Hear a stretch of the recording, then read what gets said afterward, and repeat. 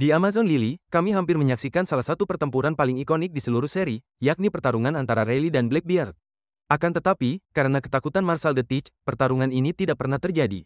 Ada yang mengatakan bahwa Rayleigh bisa saja muncul sebagai pemenang, namun Sang Raja Kegelapan sendiri mengaku merasa lega ketika Marshal the Teach kabur. Karena ia yakin saat ini ia tak lagi sanggup mengalahkan seorang Excalibur Yonko. Jadi siapa yang akan menang? Rayleigh yang mengaku tidak mempunyai kesempatan, atau Teach yang melarikan diri dari pertarungan? Tetaplah di sini, karena itulah yang akan kami analisis. Oi, Shirohige no minarai kozo. Otonage nai ga, watashi wa omae ga kirai de ne.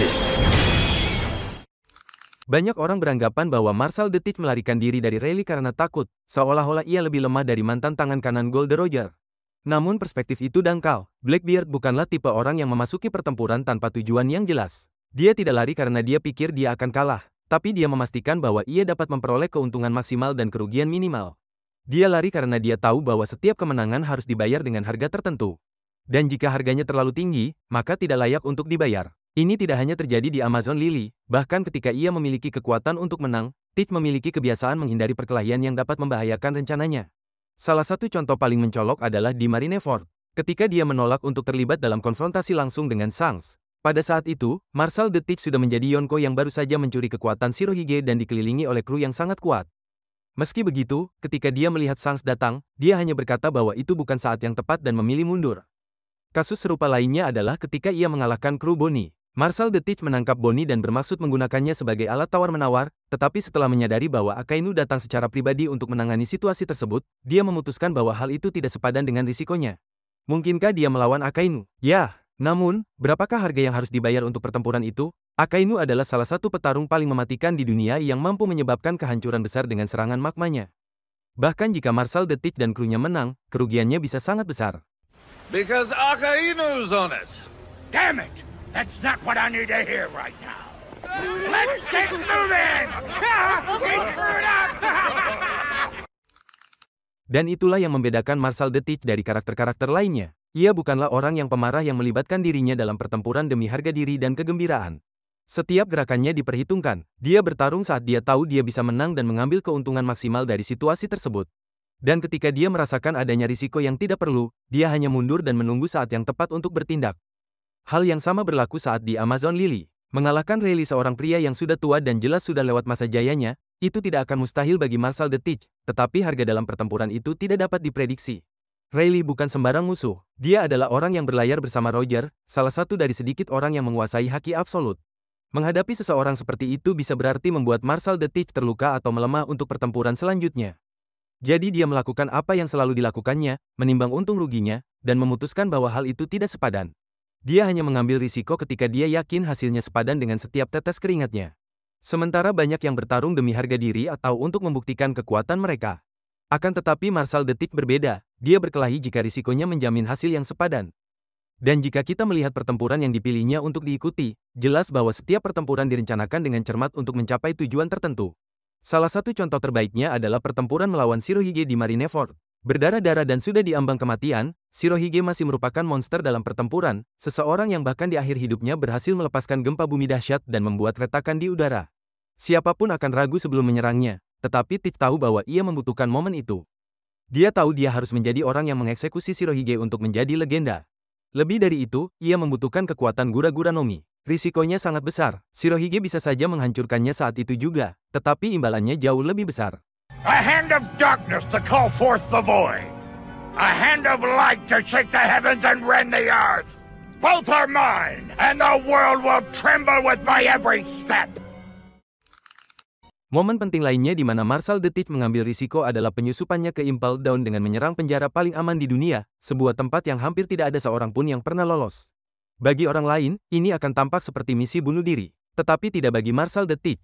Dia tahu Impel Down menyimpan bagian yang hilang bagi krunya, yaitu tahanan paling brutal dan kuat yang pernah ada.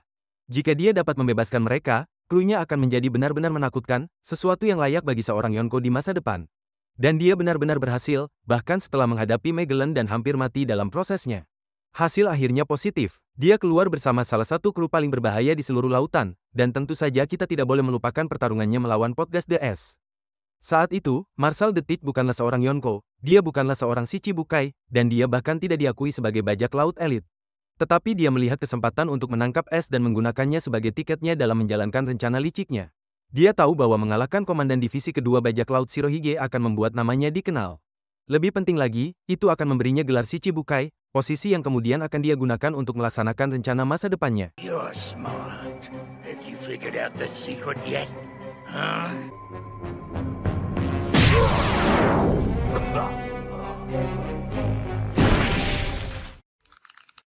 Setiap momen itu sudah diperhitungkan. Blackbeard hanya bertarung jika ada keuntungan besar yang bisa diperoleh. Jika dia menghindari rally, itu karena risikonya tidak sebanding dengan usahanya. Jika dia bertarung dengan Shirohige serta menyerbu Impel Down dan mengalahkan S, itu karena setiap pertempuran itu merupakan bagian dari rencana yang jauh lebih besar. Kita diajarkan bahwa keberanian berarti menghadapi setiap pertempuran, tetapi Marshal the Teach membuktikan bahwa kecerdasan sejati terletak pada memilih pertempuran mana yang akan diperjuangkan. Sekarang setelah kita mengerti mengapa Blackbeard mundur, pertanyaan besarnya adalah jika pertarungan ini benar-benar terjadi, siapa yang akan menang? Rayleigh, yang telah mengakui bahwa ia tidak lagi memiliki kekuatan seperti di masa mudanya, atau Marshal the Teach yang meskipun berhati-hati tetap menjadi salah satu kekuatan paling brutal di dunia.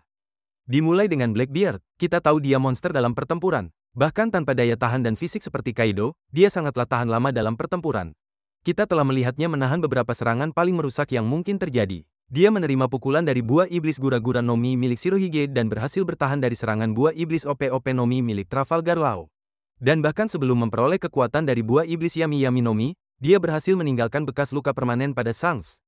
Dengan kata lain, dia bukan sekedar pintar dalam strategi. Dia memiliki ketahanan dan kekuatan kasar untuk melawan siapapun. Tetapi apa yang benar-benar membuat Marshal the Teach begitu berbahaya adalah kekuatan buah iblisnya. Yami-Yami no Mi memungkinkannya untuk meniadakan kemampuan pengguna buah iblis manapun, dan Gura-Gura no Mi mengubahnya menjadi penghancur pulau. Gaya bertarungnya kacau, brutal dan tak terduga, menggabungkan pertahanan yang gila dengan serangan yang mematikan.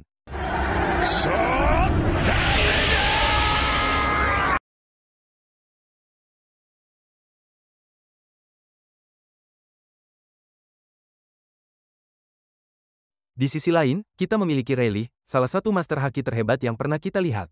Dalam One Piece, dia adalah seorang pria yang berlayar bersama Raja Bajak Laut dan melatih Luffy untuk menguasai haki. Tidak seperti Marshal the Teach, Rayleigh tidak bergantung pada buah iblis, yang berarti Yami-Yami no Mi tidak berpengaruh padanya. Sementara gaya bertarung Teach bergantung pada kekuatan buah iblis, gaya bertarung Rayleigh didasarkan murni pada kekuatan fisik dan penguasaan haki, dan itu merupakan keuntungan besar. Terlebih lagi, ia telah membuktikan bahwa ia mampu menghadapi lawan setingkat Laksamana di Kepulauan Sabaody. Rayleigh menahan Kizaru tanpa menunjukkan banyak kesulitan, dan kita tahu bahwa haki tingkat lanjutnya berada di level lain. Lagi pula, dialah yang mengajari Luffy cara menggunakannya. Akan tetapi, betapapun mengesankannya Rayleigh, ada satu hal yang tidak bisa kita abaikan, bertambahnya usia dapat memengaruhi segalanya. Bahkan dalam pertarungannya melawan Kizaru, dia mengakui bahwa dia tidak lagi memiliki stamina yang sama seperti sebelumnya, dan pertempuran yang berkepanjangan menjadi masalah baginya. Tidak seperti Marshal the Teach, yang masih dalam kondisi prima secara fisik, Rayleigh sudah merasakan beban usianya.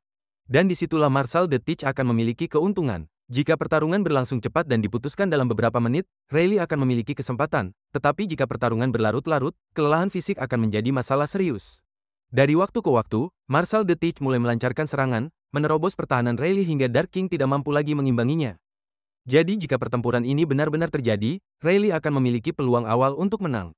Namun pada akhirnya, Teach akan menang karena daya tahannya, ketangguhannya, dan fakta sederhana bahwa ia masih dalam masa kemasannya. Menghindari pertarungan ini bukanlah sikap pengecut, tapi itu sikap kecerdasannya. Itulah video hari ini. Jika Anda menyukainya, jangan lupa untuk meninggalkan like dan komentar pada video tersebut. Kemudian berlangganan saluran tersebut dan aktifkan notifikasi agar Anda tidak ketinggalan video berikutnya. Jaga diri baik-baik dan sampai jumpa di lain waktu.